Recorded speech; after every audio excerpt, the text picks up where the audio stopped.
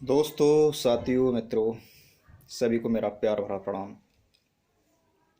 आज हम बात करेंगे संविधान की। संविधान क्या है और क्यों समझना चाहिए, क्यों ज़रूरी है।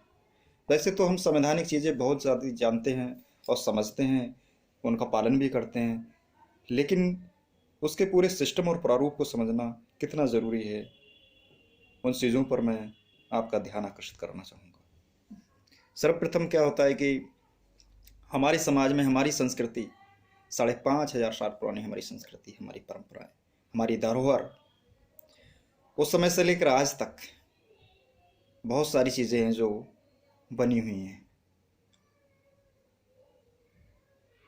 पुराने समय में, प्राचीन समय में क्या होता था कि उस समय अगर कोई न्याय प्रणालियाँ हुआ करती थीं, जो रियासतों के राजा हुआ करते थे, जो हुक्मरान हुआ करते थे, उनके हिसाब से प्रजा उनके कायदे कानूनों से चला करती थी और उनकी हम हर बात को यकीनन मानते थे, चाहे कोई फरमान जारी हो। पूरी प्रजा को जहाँ तक उसकी रियासत होती थी उसे मानना होता था। धीरे धीरे समय बदलता गया, सोच समझ के दायरे बदलते गए। आचार्य मनु आए, उन्होंने मनुस्मृति को लाए, उन्होंने बहुत सारे बदलाव देखे समाज में, उसके हिसाब से मनुस्मृति में बहुत सारी चीज़ें गढ़ी और उनका प्रारूप तैयार किया। हमारा समाज 4 वर्णावस्थाओं में बटा हुआ, जहाँ ब्राह्मण, क्षत्रिय, वैश्य, शूद्र हुआ करते थे, उस हिसाब से चलता रहा। लेकिन धीरे धीरे क्या हुआ, उस व्यवस्था में भी कहीं ना कहीं हमें और हमारे समाज के प्रति एक कमी का नज़रिया एक महसूस होने लगा, जो कि वंचित या उस शोषित वर्ग को और भी ज़्यादा शोषित किया जाने लगा, जिनका एक अहम रोल होता था एक समाज को कंट्रीब्यूट, एक समाज को चलाने के लिए और समाज में अच्छा करने के लिए।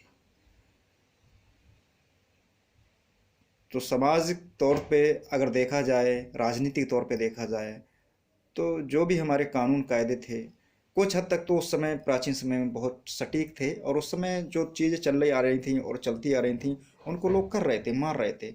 वो एक पुराना समय था और धीरे धीरे समय बदलता गया और रियासतों में बदलाव होता गया। हुआ क्या, हमारे देश में जब सल्तनत काल में इस्लाम के लोग आए, उन्होंने कुछ बदलाव किए, लेकिन एक पैटर्न वही चला आ रहा था, एक सिस्टम वही चला आ रहा था। मुगल काल में मुगल लोगों ने जो किया, उसका भी एक सिस्टम चला आ रहा था, लेकिन एक ऐसा प्रारूप नहीं था जहाँ पर एक सिस्टमेटिक हो, जहाँ कानून का दायरा एक लिखित दस्तावेजों में हो।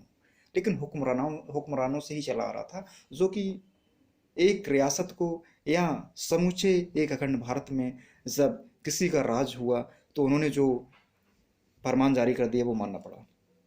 लेकिन फिर आगमन होता है ब्रिटिश हुकूमत का।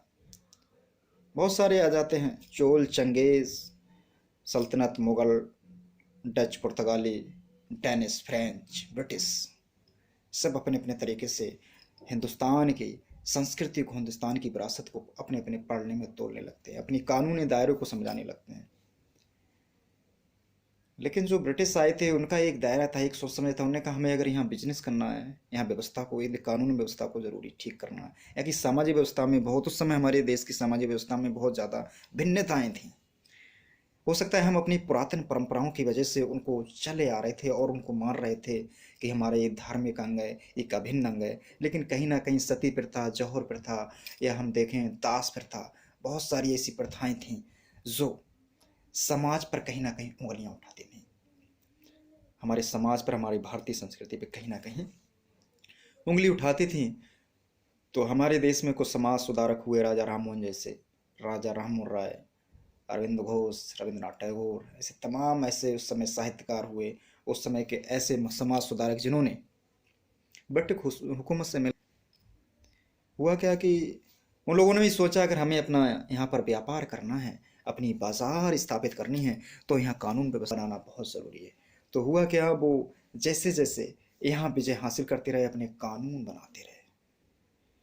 उनका मेन मकसद था कि कोई भी हमने विजय हासिल की, वहाँ एक कानून लगा दो, वहाँ के लोगों को दिखा दो कुछ हमने समाज में अच्छा किया है, हमने लोगों के व्यापार के लिए अच्छा किया है, उन्हें रोजगार दिया है। वो समझ गए हैं कि यहाँ हमें क्या करना है, कि यहाँ के लोगों को क्या ज़रूरत है, और वो समझ गए यहाँ की धार्मिक भावनाओं को ठेस पहुँचाना बहुत ही ज़्यादा हमें खामियाजा भुगतना पड़ सकता है, इसलिए धार्मिक व्यवस्था को बनाए रखना बहुत ज़रूरी है।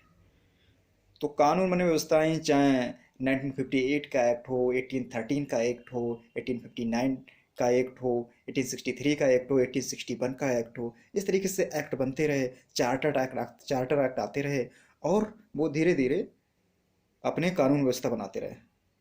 ये सब कुछ आते आते अगर हम संवैधानिक तौर से, एक संवैधानिक नज़रिए से देखें, तो उन्होंने अपने देश की जो संवैधानिक व्यवस्था थी, एक जुडिशरी थी, वो अपनी हिंदुस्तान को जो कॉलोनी बनाया था उसमें स्थापित करना शुरू कर दिया। और वो कानून व्यवस्था ही थी, वो जुडिशरी थी, उनकी पकड़ पॉलिटिकल फील्ड और इकोनॉमिकली हर तरीके से स्ट्रांग बनाती गई। हमें जितना समझ आता था कि पहले जो व्यवस्था थी, नीचे का तबका समझ गया था कि ये व्यवस्था अच्छी हो रही है, क्योंकि कहीं ना कहीं उसके लिए बहुत अच्छी हो रही थी, क्योंकि उन्हें हक बराबर के दिलाए जाने लगे।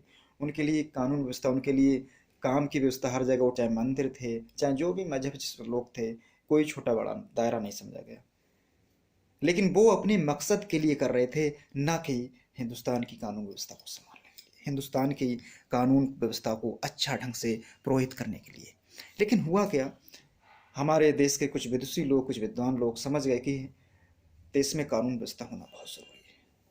कहीं ना कहीं ब्रिटिश हुकूमत तो अपने फायदे, अगर हमें देश को एकजुट करना है और एक सूत्र में पिरोना है, एक अगर हमारा डेमोक्रेटिक कंट्री होगा, अगर लोकतंत्र होगा, तो उसमें लिखित होना, एक विधान का होना बहुत ज़रूरी है। अगर ये ना हुआ, हम भले ही एक हो गए, आज़ाद हो गए, लेकिन फिर भी हम अलग अलग बटे होंगे, और फिर कितना बटेंगे इसका अंदाजा भी नहीं लगा सकते। इसलिए ज़रूरी था संविधान का बनाना। जब देश को आज़ादी मिलने वाली थी, आज़ाद होने वाला था, उस समय लॉर्ड माउंटबेटन ने एक शर्त रखी, आपका संविधान अभी तैयार नहीं है। 1935 में, 1935 में और 1934 का जब एक्ट बना तो उस समय तो इम्प्लीमेंट हो गया। उसके बाद जो अमेंडेड हुआ, इनैक्ट हुआ 1900, उसके लिए उन्होंने 1935 में जब लागू किया तो वही संविधान उसी पर चले आ रही थी। बहुत सारे बदलाव किए थे उस बदलाव थे, चेंजेस थे, चाहे पॉलिटिकल थे, इकोनॉमिकल थे, स्पेशल थे, तो सभी तरीके से उन्होंने बदलाव किए। और बदलाव लाने की बयार जो थी, कहीं ना कहीं आज़ादी के लिए बहुत ज़रूरी थी, और उन दस्तावेजों का होना बहुत ज़रूरी था। तो लॉर्ड माउंटबेटन ने एक शर्त रखी कि जब तक आपका संविधान नहीं बनता, क्योंकि आपका संविधान अभी पूर्ण नहीं है और हमें भरोसा नहीं कि आपको हिंदुस्तान जैसे मुल्क को सौंपना है हाथ में, तब तक हमारे यहाँ का कोई भी, चाहे हम हो चाहे कोई हो, यहाँ गवर्नर जनरल गवर्नर रहेगा। उस समय दो मुल्क बने थे, एक पाकिस्तान और एक हिंदुस्तान। तो दोनों के लिए कि हमारा गवर्नर जनरल कौन होगा, ये हुई। तो ब्रिटिश लोगों ने, वहाँ की संसद ने ये पारित किया कि तब तक के लिए, जब तक आपका संविधान कंप्लीट नहीं होता है, तब तक यहाँ के गवर्नर जनरल, चाहे इंडिया हो चाहे पाकिस्तान हो, दोनों के लॉर्ड माउंटबेटन रहेंगे। हमारा संविधान के लिए एक डेट तय की गई, जिसमें कि 9 दिसंबर 1946 को संविधान बनाने की एक शुरुआत हुई।